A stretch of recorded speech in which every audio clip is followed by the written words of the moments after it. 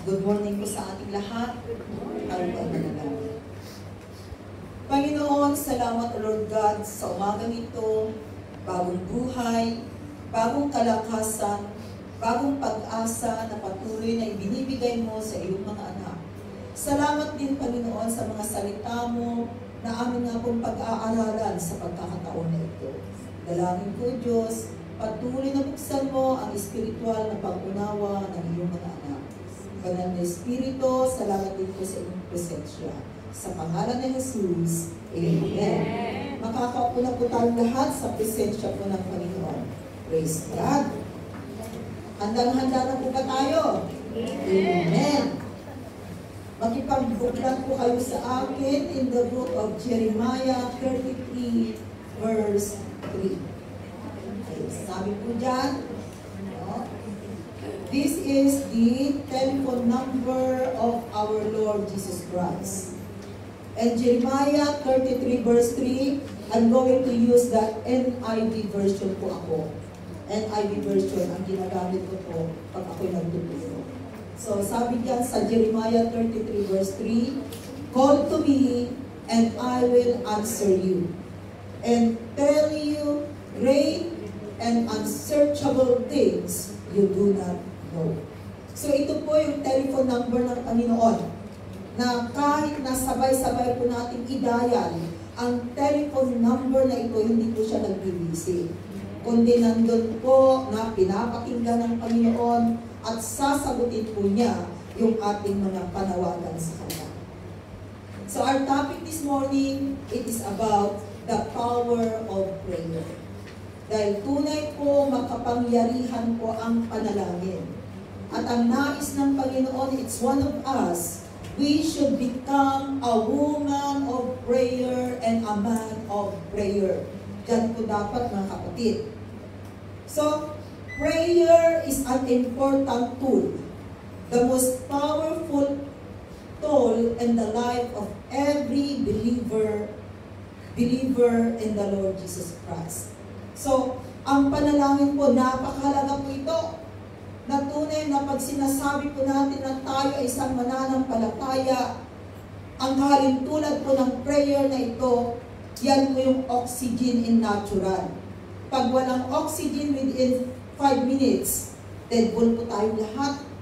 So ganun din po na pag sinasabi mong ikaw ay isang believer, mananampalataya sa Panginoon, nandun po nakapartner na, kaparte na po ng buhay natin ang panalangin. So, panalangin, sabi diyan, no? Important to. Not only that, prayer means communication with God. Communication with God.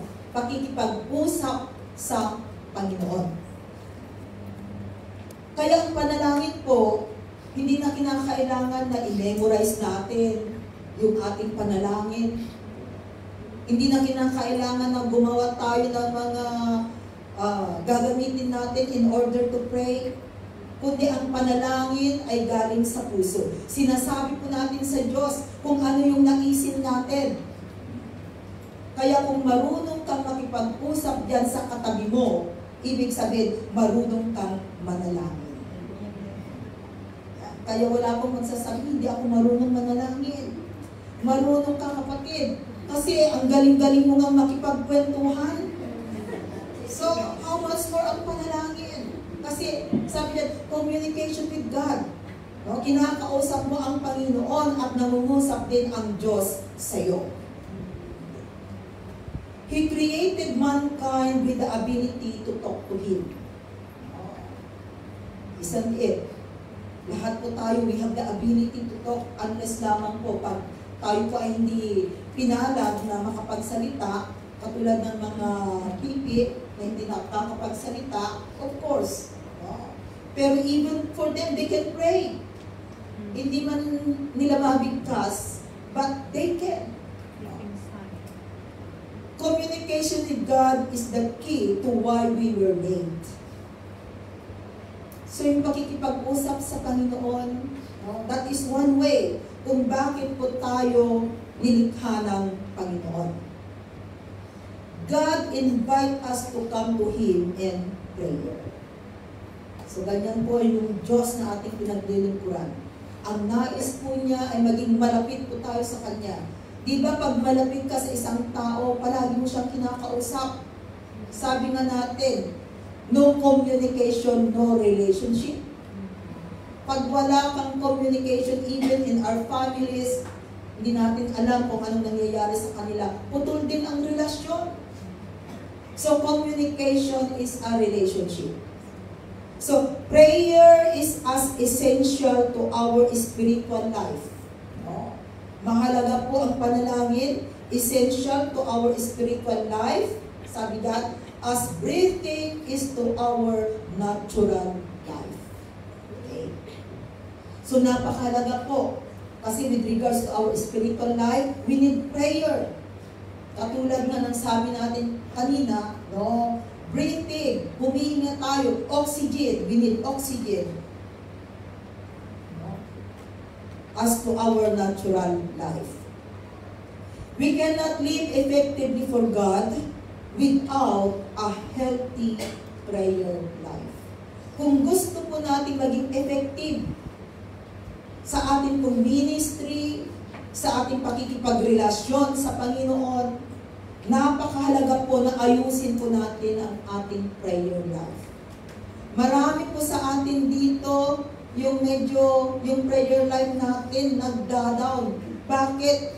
Inaagaw ni Facebook, inaagaw ni YouTube, inaagaw ni Google.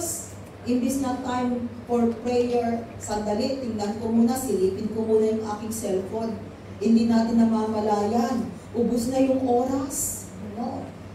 Hinihila na yung ating, yung oras, imbis na manalangin ka, and then wala na.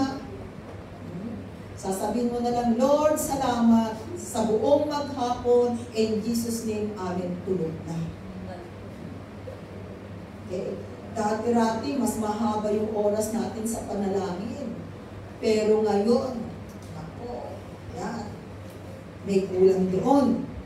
So, tingnan po natin. Kasi kinakailangan nating magkaroon ng healthy prayer life. Prayer also is essentially as spiritual activity. Prayer is essentially as spiritual activity. Merong S yun, as spiritual activity. Ibig sabihin, ang panalangin talagang we can call it as spiritual activity.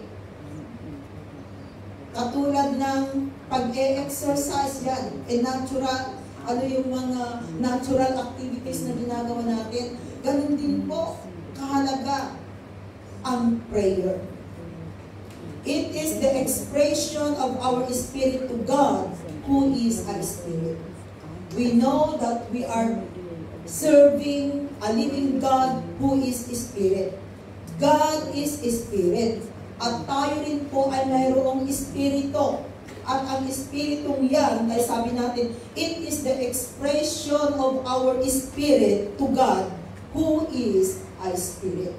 Kaya sinabi doon, spiritual activity na tinatawag. Okay. It is joining and merging of our spirit with His spirit.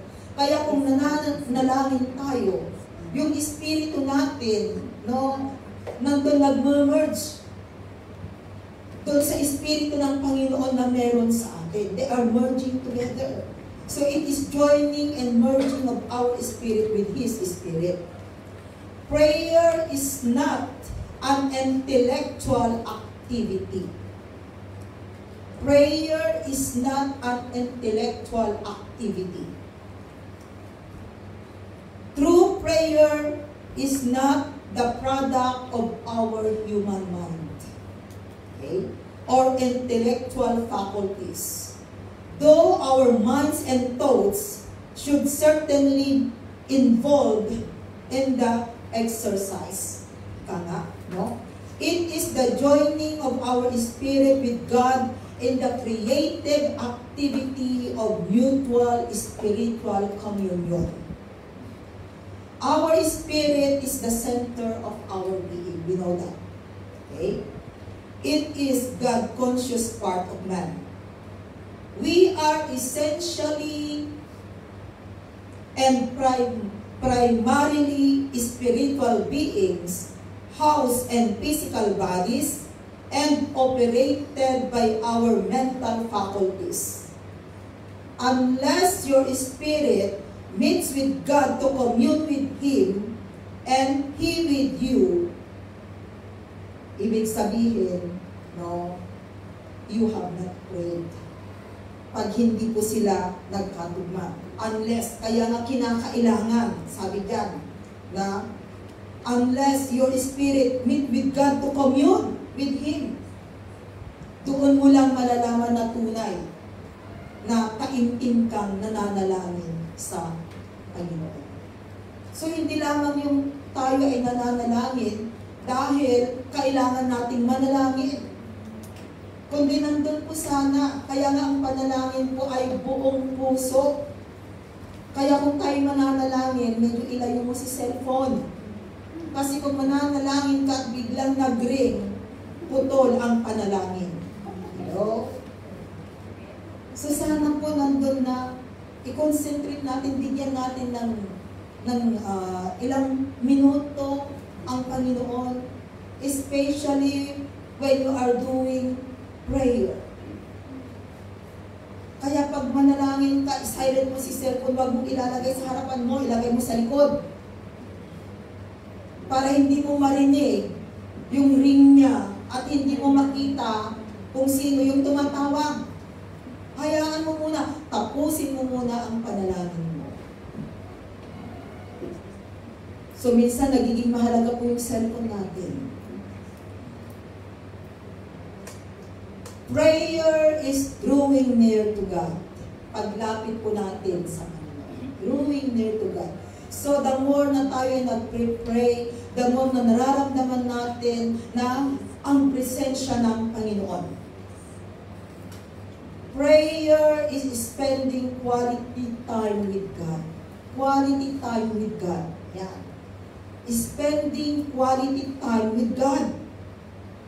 So, an attitude of surrender and submission.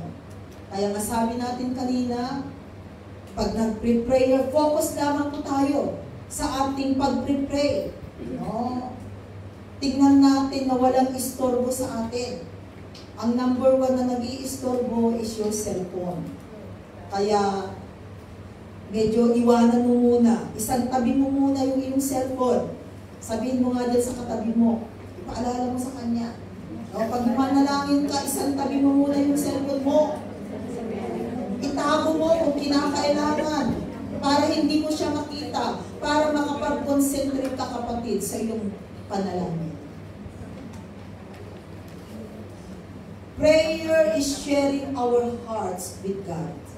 Kung tayo ay nananalangin, kaya nga po ang panalangin, kung ano yung laman ng puso natin, sabihin natin sa Panginoon. No? Kahit na nasasaktan yung puso natin, sige, sabihin mo kay Lord, yung sakit ng puso mo na nararamdaman mo, yung kabigatan ng puso mo. At pag yan ay lumabas isang gumagaan yung pakiramdam. No? Kasi ang pinagsabihan mo, lalo na ang pinagsabihan mo ang Panginoon, sigurado ka na walang makakaalam. No? Hindi ka na ipag-chichismis.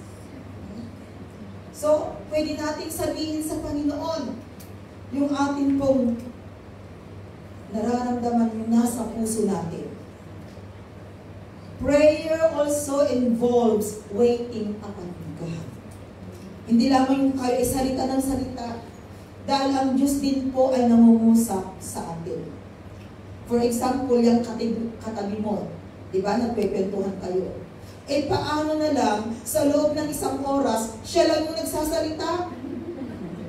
Hindi ka niya bibigyan ng pagkakataon na magsalita, ano kaya ang pakiramdam mo? Oh. Diba? So, bigyan din po natin ng panahon kasi ang Diyos ay nangungusap din po sa bawat isa sa atin. No? Prayer implies surrender to the Master's will. Kaya kung tayo ay nananalangin, nandun na ipinapakita po natin na we surrender our life to Him.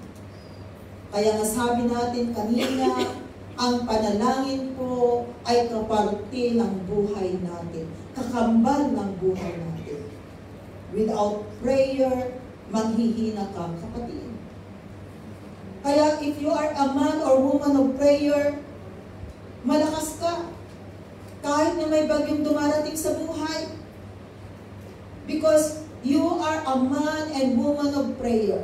Minsan nahahalata ko kung sino sa atin dito ang walang prayer life. Paano natin malalaman? Pag dumating ang bagyo sa buhay, ang testing sa buhay, ang kalintulad niya isang manok na nangingisay. Nalaka nga, madali siyang mag-discourage, madali siyang mapanghinaan. So, nakikita natin. Pero if you are a man or woman of prayer, dumating man ang bagyo, makikita mo, nandyan pa rin yung kalakasan. Bakit? Kasi kaparte ng buhay mo, na malapit ka sa Panginoon, na nakikipagrelasyon ka sa Panginoon, nakikipag-communicate ka sa Panginoon. So tingnan po natin, there are example of Bible characters who receive answered prayer.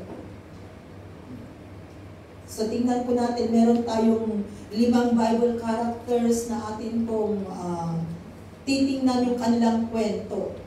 Kung paano sila nanalangin, at kung paano po sinagot ni Lord yung kanilang panalangin.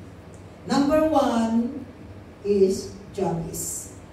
Si Jabez po. Yan. Jabez means pain. Ang pangalang Jabez, ang ibig sabihin ay pain. Tanungin mo yung katabi mo, alam mo ba kung anong meaning ng pangalan mo? Dapat alam din natin yung meaning ng pangalan natin. Oh. Meron yung isang kapatid, sabi niya nung itinuro ko yung the prayer of Jabez. And then, sabi niya, ay ganun pala. So search niya kaagad yung kanyang pangalan, ginugol. And then sabi niya, paano ito, pastora? Ang name pala ng pangalan ko ay Fool. Kung full ang meaning ng pangalan mo, edi sabihin mo kay Lord na bigyan ka niya ng wisdom and knowledge. Do not claim that full. Just like Jabez. Kasi tingnan po ninyo. And 1 Chronicles 4, verses 9 to 10. Sabi po niyan sa 1 Chronicles 4, verses 9 to 10, Jabez was more honorable than his brothers. His mother had named him Jabez, saying, I gave birth to him in pain. Yan yung meaning ng kanyang pangalan, pain. Kasi nahirapan yung nanay niya, no? Sa panganganak. Kaya in verse 10, Jabez cried out to the God of Israel. Sabi niya, oh, that you would bless me. Panginoon, pagpalain mo ako. Sabi po ni Jabez. And enlarge my territory. Let your hand be with me. And keep me from harm. So that I will be free from pain. Alam po ninyo, ang gandang i-memorize po itong Jabez. Itong 1 Chronicles 4 verse 10. The prayer of Jabez. We can also claim it when we pray, katulad ni Jabez. Lord, you will bless me. Enlarge my territory, sabi ka. Let your hand be with me. And keep me from harm, so that I will be free from pain. Tingnan po ninyo, sabi ka. And God granted his request. Praise the Lord. So makikita natin dito na tunay, sinasagot po ng Panginoon ang panalangin.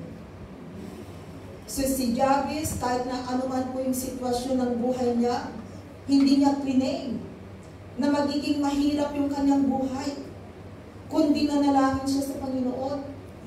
Ganon din mga kapatid, maaaring yung iyong nakaraan, may mga taong nagsumpa sa iyo na sinabi na, ay habang buhay na maghihirap ka. Do not believe it.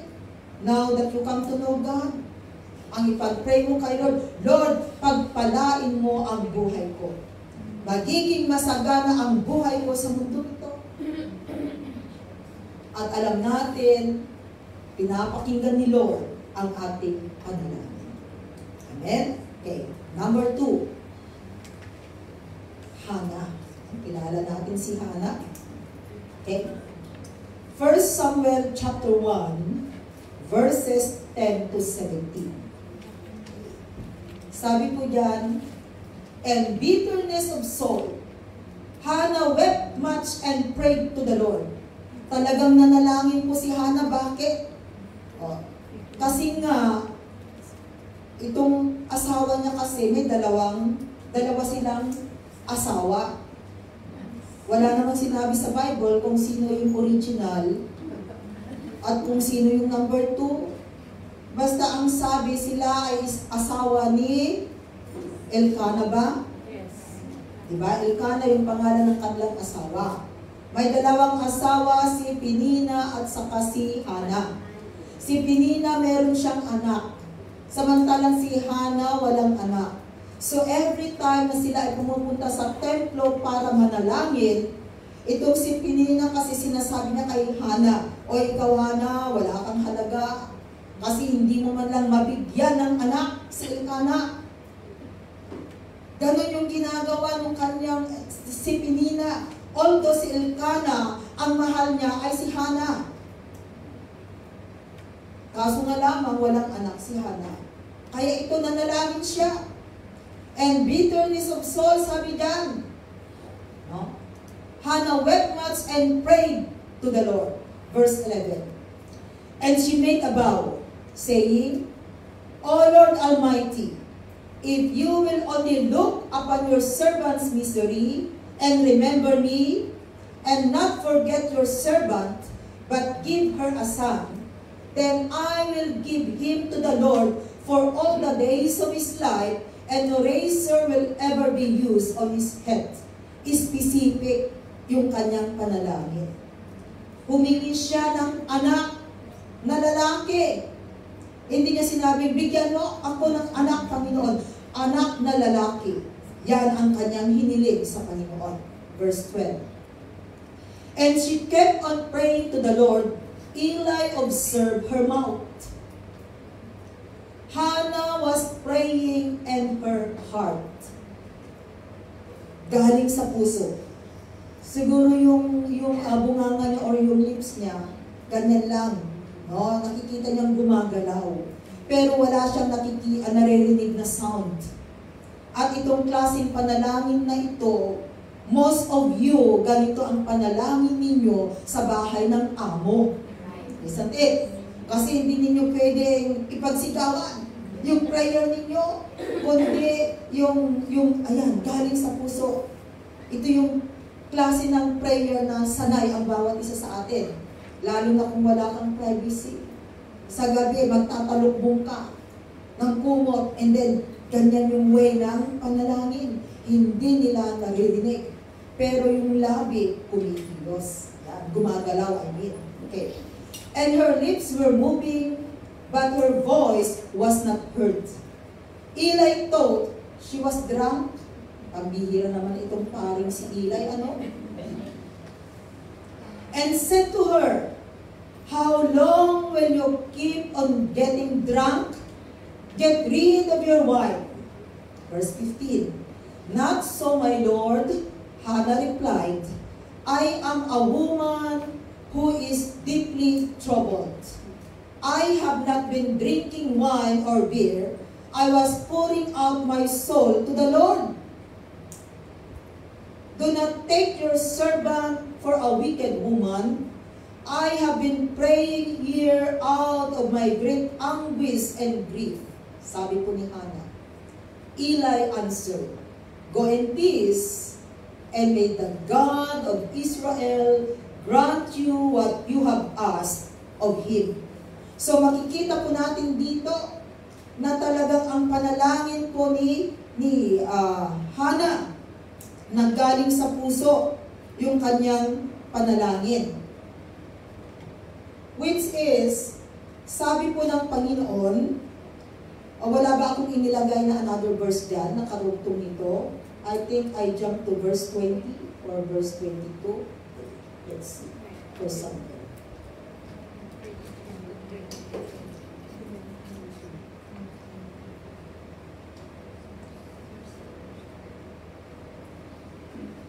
Okay, and verse 20. Verse 20. So, in the course of time, Hannah conceived and gave birth to a son. Tingnan po ninyo, pinakinggan ni Lord yung kanyang panalangin. Siya ay nagdalang tao at nanganak ng isang lalaki. She named him Samuel, saying, because I asked the Lord for him. At alam po natin na ang kanyang anak na si Samuel, siya ay naging isang propeta. Kung paano po ginamit ni Lord si Samuel na kanyang anak. Ibinigay niya talagang si Samuel doon lumaki sa templo. Yung kanyang vow, no, sinunod din ni Hannah. And because of that, binigyan pa siya ng anak. So praise the Lord.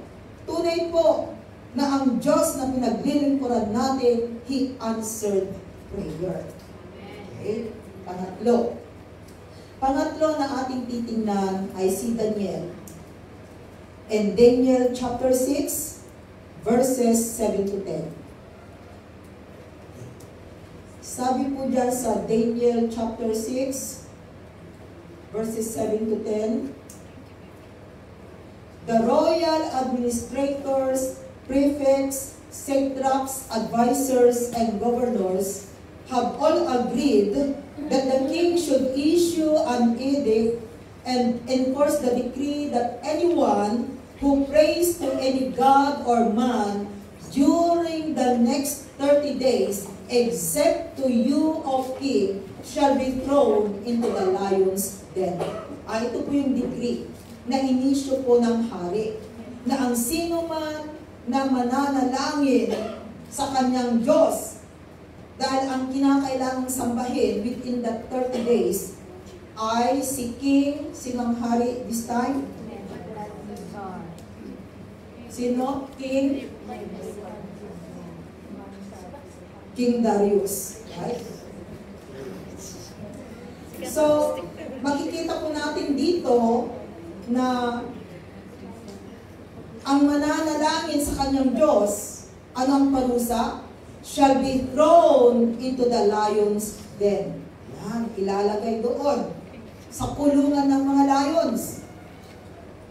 Pero si Daniel, still pa rin na kung ano po yung ginagawa niyang panalangin sa Panginoon, no? Nanalangin siya. Verses 19 to 22. Ay, natapos na ba yan? Ay, hindi pa. Sandali, verse 8. Now, O King, issue the decree and put it in writing so that it cannot be altered in accordance with the laws of the Medes and Persians, which cannot be repealed. Verse 9. So King Darius put the decree in writing. Sinulat. Now, when Daniel learned that the decree had been published, he went home to his upstairs room where the windows opened toward Jerusalem. 3 times a day, he got down on his knees and prayed, giving thanks to his God, just as he had done before. Talagang nanalangin siya lumuhod.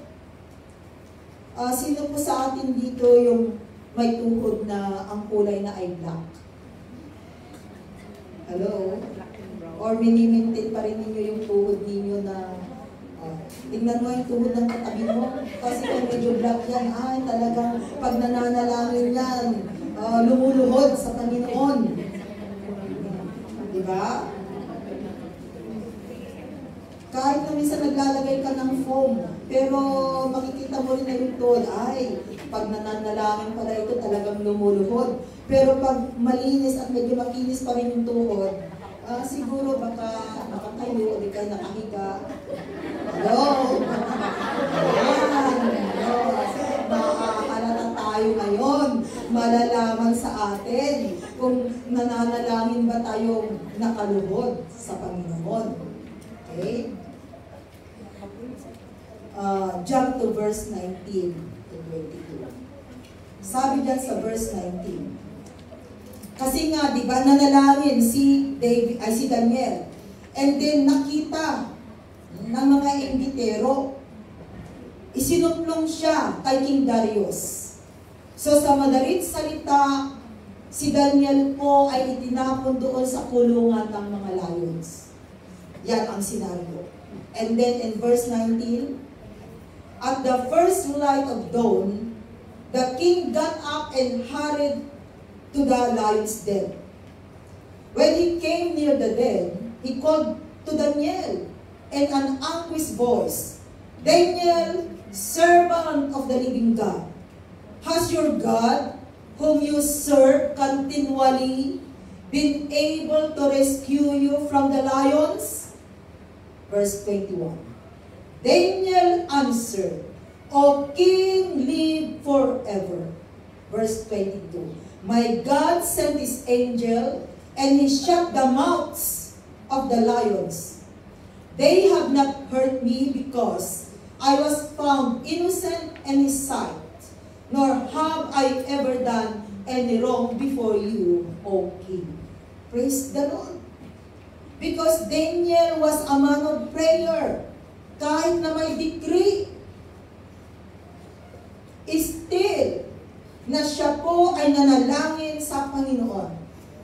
At tunay po makapangyarihan ang panalangin because God is able to rescue Daniel in the den of lion. Kaya mga kapatid, wala po tayong dapat pang ipangamba. Sabi ko nga, if you are a man and woman of prayer, ano man ang nangyayari sa buhay natin, makikita po natin ang pagkilos ng Panginoon. Dahil ang panalangin ay makapangyarihan. So, praise the Lord. Kaya makikita po natin dito na si Daniel. At alam po ba ninyo kung itutuloy ninyo yung kwentong ito, yung mga inggitero, yung mga nagsumbong, ay sila ang itinapon dito sa kulungan ng layon at kaagad nabusog ang mga layon. So sila ang kinain ng mga layon. Okay, number 4. Number 4 na ating titingnan ay si Paul and Silas. And Acts 16, verses 25 to 26. Kasi sina Paul and Silas, papunta po sila sa tahanan in the house of prayer. Pero along the way, may nakita silang nakasalubong na bata. At ang batang ito, siya ay magaling manghula. Nasabi ng batang ito, ang mga taong ito, si Paul at Silas, sila ay mga alagad ng Diyos. Yan yung pinagsisigawan ng bata. Nairita si Paul. Ang ginawa niya, i-cast out yung espiritu na manghuhula doon sa bata. Dinawala ng business yung kanyang mga amo. Kaya ang nangyari, pinadampot si Paul and Silas, dinala sa kulungan. Imbis na papunta sila sa house of prayer, ang napunta nila ay doon sa kulungan. Sabihin mo dyan sa katabi mo, salamat kapatid at nakarating ka ngayon. Amen. Salamat kay Lord at nakarating tayo ngayon sa kanyang tahanan. Si Paul at Silas, no? Andun yung deserve nila. Pero sila po ay napunta doon sa kulungan. May plano ang Panginoon. No? Buti kung ang pananampalataya natin ay katulad ni Paul at Silas. Nadalhin man tayo doon sa jail, no?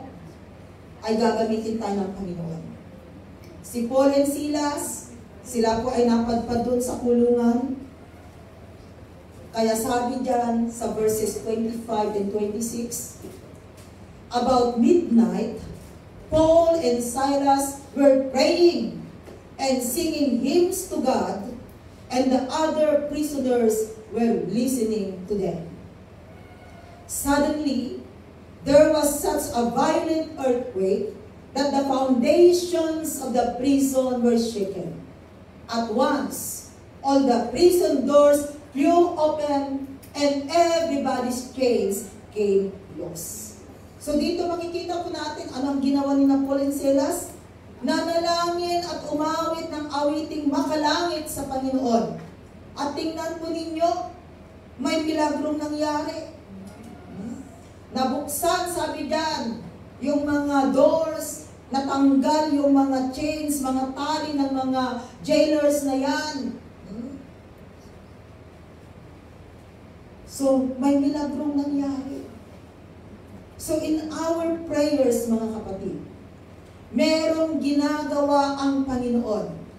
Kung kinakailangan magmilagro ang Panginoon, gagawin niya ng Panginoon. Because of your prayer.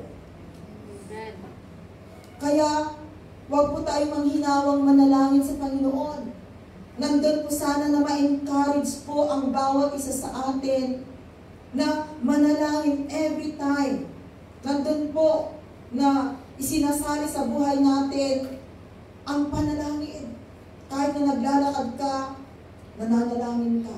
No? Pag may nakita ka na alam mo na ilangan ng tulong, Panginoon, help that person. Ganun po sana yung gawin natin, mga kapatid. At ang Panginoon natin in the life of Elijah. Okay? Ang buhanin natin supporting verses in James 5:17 to 18. Alam natin na si Prophet Elijah, maraming ginawang miracles, milagro, kung paano po siya ginamit ng Panginoon. Even in prayer. Sabi diyan sa James 5:17 to 18, Elijah was a man just like us. He prayed earnestly. Tingnan po ninyo. Earnestly yung kanyang panalangin. Taimtim na nanalangin sa Panginoon. He prayed earnestly that it would not rain. And it did not rain on the land for 3.5 years. Ang tagal naman. 3.5 years na hindi umulan. Verse 18. Again he prayed, and the heavens gave rain, and the earth produced its crops. So ibig sabihin, si Elijah as a man of prayer, ano man yung ipinag-pray niya, it happens. Manalangin ng ulan, nang hindi umulan, walang ulan. Manalangin siya ng umulan, umuulan. So makikita natin dito that God answered prayer. Kaya dito po sa mga Bible characters na atin pong napakinggan this morning, makikita po natin dito na they are a man and woman of prayer na sinagot ni Lord yung kanilang mga panalangin. And they are also a man like you and me. No? Wala po tayong ipinagkaiba sa kanila. Tao sila. Nananalangin sa Panginoon. So kung ginawa po nila, we can also do it. And we can also pray to God. And God is able to answer our prayers. And our conclusion, Philippians 4, 6-7. Na ang sabi po niya dyan sa Philippians 4 verses 6-7, do not be anxious about anything, but in everything, sabi niya. So huwag po tayong mag-alala, huwag tayong mabahala, but in everything, by prayer and petition, with thanksgiving, present your request to God. No? So, hayaan natin, just give it to God. Sabihin natin kay Lord, i-presenta natin sa Kanya yung ating mga pangangailangan, yung mga gusto natin, yung mga desire ng puso natin, sabihan natin ang Panginoon. And verse 8, sabi ko niya dyan, and the peace of God, which transcends all understanding, will guard your hearts and your minds in Christ Jesus. At mararamdaman natin, sabi diyan, ang kapayapaan, there is peace. Kaya mga kapatid, gusto mo ng kapayapaan? No? Ano man yung kabigatan mo sa puso, ibigay mo yan sa Panginoon at makikita mo, there is peace. Pinapalaya ni Lord ang ating puso, ang ating mga kaisipan. Kaya manatili po tayo mga kapatid na lumapit at manalangin sa Panginoon. Amen. Panginoon, salamat o God sa iyong salita na minsan pa po o God, ipinaalala mo po sa amin o God at ipinaunawa Lord na napakahalaga ng panalangin. Na meron pong kapangyarihan o God pag kami pong mga anak mo Lord ay patuloy na lumalapit at nagpapakumbaba sa iyo. Salamat Panginoon dahil tunay nga po ikaw ang Diyos na makapangyarihan na aming pinaglilingkuran. Na wala pong imposible sa iyo, God, na sa amin nga pong paglapit sa iyo, Lord, naniniwala po kami, O God, na mapapasa amin, Panginoon, matatanggap namin, O Lord, ang aming mga kahilingan.